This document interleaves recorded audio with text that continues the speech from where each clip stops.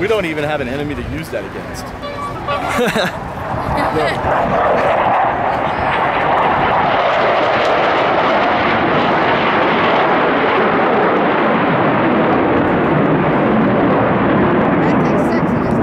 No, I mean, to be able to go out. Oh, yeah.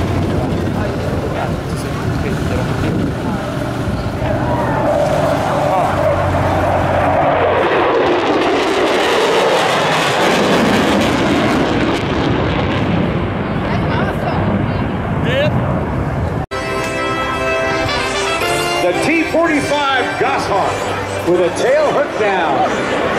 We love that. Training to several hundred aviation students a year at Naval Air Station Whiting Field in Milton, Florida, right near Pensacola, Florida, with a top speed of just about 127 miles per hour.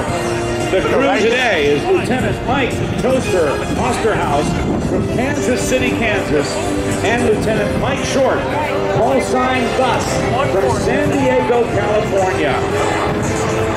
Powered by an Allison turboshaft engine, rated at Dragon.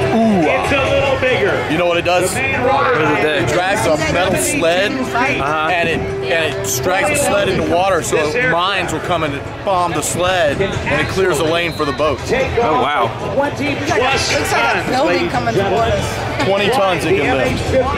That's 42,000 pounds it can lift. Woo! We've got the aircraft commander, Lieutenant Michael Betcher. This is the one that was in the first Transformers when it landed and then took over the military. I need to see the other two Transformers. Ladies and gentlemen, I give you the United States Navy's MH-53 Sea Dragon.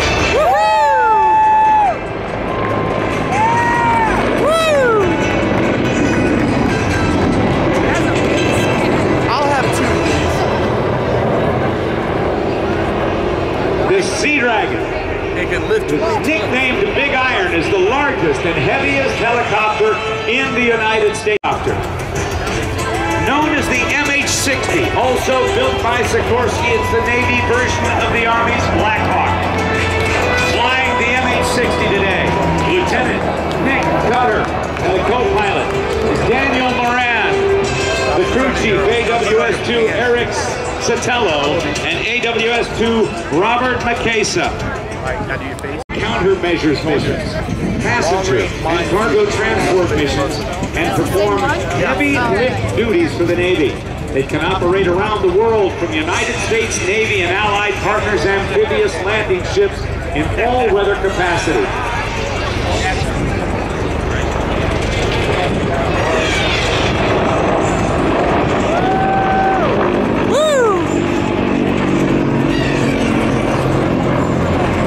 Sounds awesome. It's got a bird club.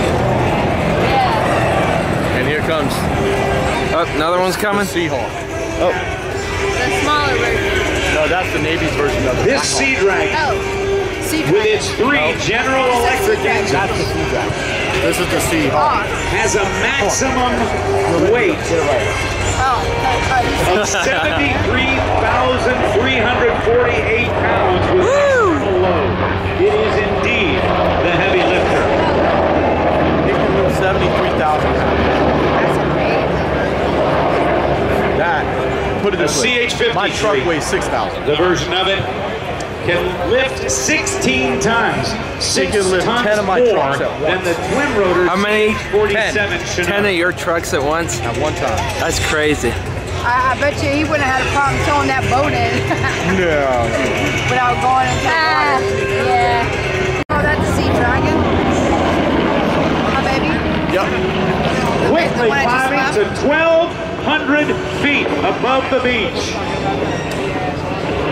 And out they go. Did you see that? Yeah, it just popped up. Yeah, That was great. The MH-60 Jayhawk helicopter. All right. Flown by Lieutenant Commander Brian Bailey, call sign Beetle, from Lucedale, Massachusetts. The co-pilot from Philadelphia, Pennsylvania, Lieutenant Nick Hazlitt. The flight mechanic, Petty Officer Second Class Chance Schultz from Houston, Texas. Good looking chopper. Look at the nose. That's a motor's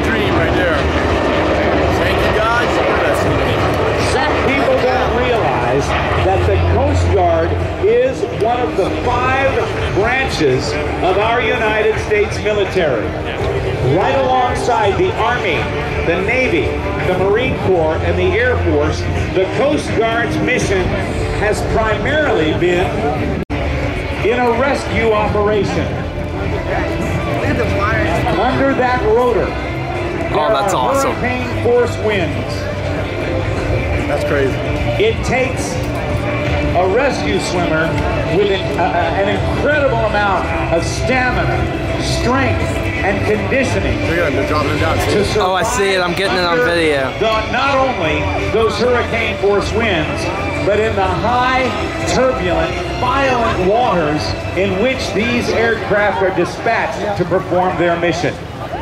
In a moment, you'll see the hoist coming back up. The helicopter will then go around and then prepare to deploy the rescue swimmer. Oh, so they Today's dropped somebody in, Yeah, and now the rescue swimmer is just going to playing jump the in. survivor is Airman Jill Kernot from College Park, Maryland. And the rescue swimmer today is Petty Officer Second Class Andrew Burgard from Tulsa, Jessy? Oklahoma. Are they gonna drop the other guy out? Yeah, we're gonna jump. Right now in the hover, the pilot, Aircraft Commander Brian Bailey, is working both his hands and feet in order to hover. Trying to hover a helicopter is like standing on a beach ball and rubbing your head and patting your tummy at the same time.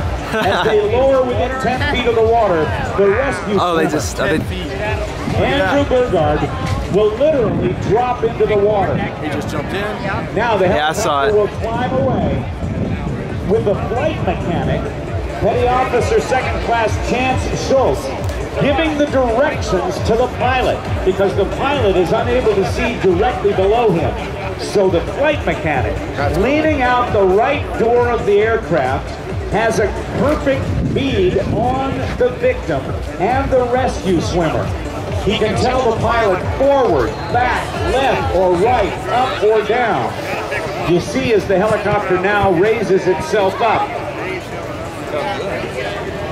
He will then back out of the way a little bit to reduce the downwash hurricane force winds to allow the rescue swimmer to assess the condition of the simulated victim.